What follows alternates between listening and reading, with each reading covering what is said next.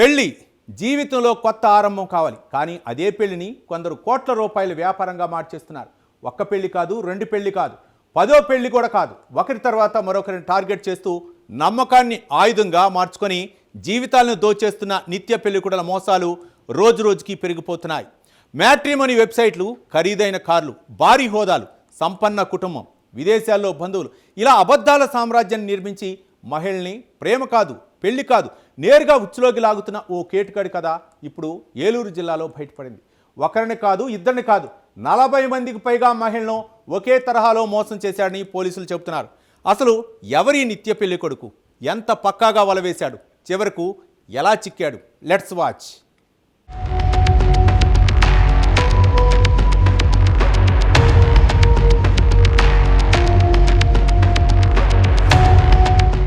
బయటకు చూస్తే ఖరీదైన దుస్తులు, చేతికి విలాసవంతమైన గడియారం, కారు దిగే తీరు చూస్తే పెద్ద వ్యాపారవేత్త అనిపిస్తుంది. మాటల్లో ఆత్మవిశ్వాసం, ప్రవర్తనలో మర్యాద, ఎదుటివారిని క్షణాల్లో నమ్మించే చాకచక్యం.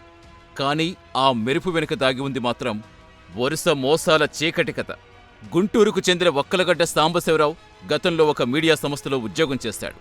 అయితే ఆ ఉద్యోగం పోయాక అదే సంస్థలో తానే ఉన్నత స్థాయి అధికారి, సీఈఓనంటూ చెప్పుకుంటూ కొత్త కథ మొదలుపెట్టాడు. సంపన్న కుటుంబం, మంచి ఉద్యోగాల్లో ఉన్న తల్లిదండ్రులు, విదేశాల్లో స్థిరపడ్డ సోదరి, విలాసవంతమైన జీవితం, ఇవన్నీ తన గురించి చెప్పిన అబద్ధాలే.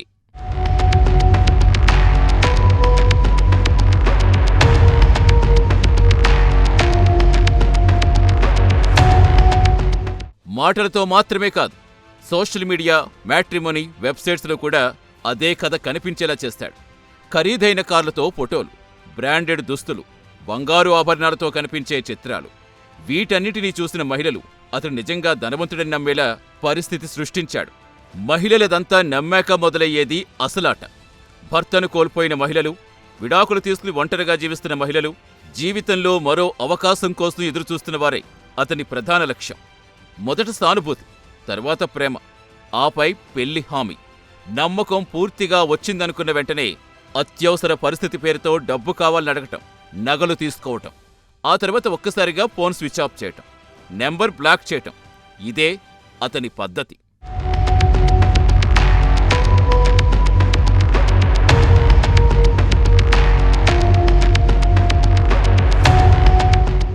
ఎక్కడికి వెళ్ళినా ఒకే స్క్రిప్ట్, ఒకే నాటకం. కానీ బాధితులు మాత్రం మారిపోతారు.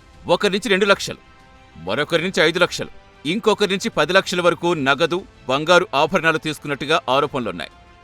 కొందరితో పెళ్లి పేరుతో సంబంధాలు కొనసాగించి ఆ తర్వాత వారిని వదిలేసినట్టుగా దర్యాప్తులో వెలుగు చూస్తుంది. ఈ మోసాల కథడు ఎంత సిద్ధంగా ఉండేవాడో పోలీసులు స్వాధీనం చేసుకున్న వస్తువులే చెబుతున్నాయి. అతని బ్యాగ్లో ఎప్పుడూ పెళ్లి దుస్తులు సిద్ధంగా ఉండేవని పోలీసులు అంటున్నారు. ఒక ప్రాంతంలో మోసం పూర్తయితే మరో జిల్లాలో కొత్త పేరుతో, కొత్త కథతో కొత్త బాధితురాల్ని వెతికేవాడు ఈ నిత్య పెళ్లి కొడుకు.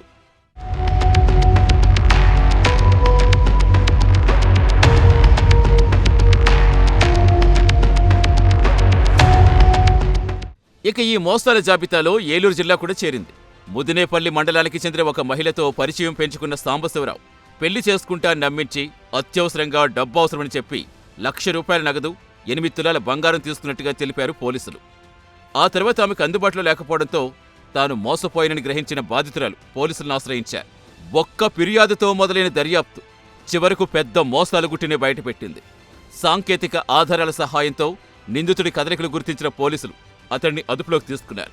నిందితుడి నుంచి బంగారు ఆభరణాలు, సెల్ ఫోన్లు, పలు సిమ్ కార్డులు, బ్యాంక్ పాస్బుక్స్, ఏటీఎం కార్డులు, రోల్ గోల్డ్ ఆభరణాలు, కారు స్వాధీనం చేసుకున్నారు. వీటిని ఉపయోగించి ఎంతమందిని మోసం చేశారనే దానిపై ఇంకా విచారణ కొనసాగుతోంది.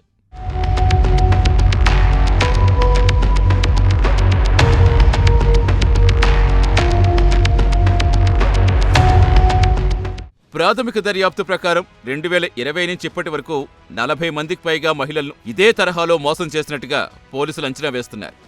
ఏలూరు మాత్రమే కాదు, తాడేపల్లిగూడెం, జంగారెడ్డిగూడెం, విశాఖపట్నం జిల్లా, పరవాడ, తెలంగాణలో కోదాడతో పాటు మరికొన్ని ప్రాంతాల్లో కూడా బాధితులున్నట్టుగా చెబుతున్నారు పోలీసులు. అయితే ఈ ఘటన మరోసారి ఒక పెద్ద హెచ్చరిక వినిపిస్తోంది. సోషల్ మీడియాలో కనిపించే హోదాలు, ఖరీదైన ఫోటోలు, పెద్ద పెద్ద హామీలు ఇవేమీ ఒక వ్యక్తి నిజాయితీకి నిదర్శనం కావు. ముఖ్యంగా పెళ్లి సంబంధాల విషయంలో ఎదురుపడ్డ వ్యక్తి వివరాలు పూర్తిగా ధృవీకరించకుండా డబ్బు, నగలు లేదా విలువైన వస్తువులు ఇవ్వటం ప్రమాదకరం. ఒక్క నమ్మకం జీవితాంతం మర్చిపోలేని మోసంగా మారచ్చు.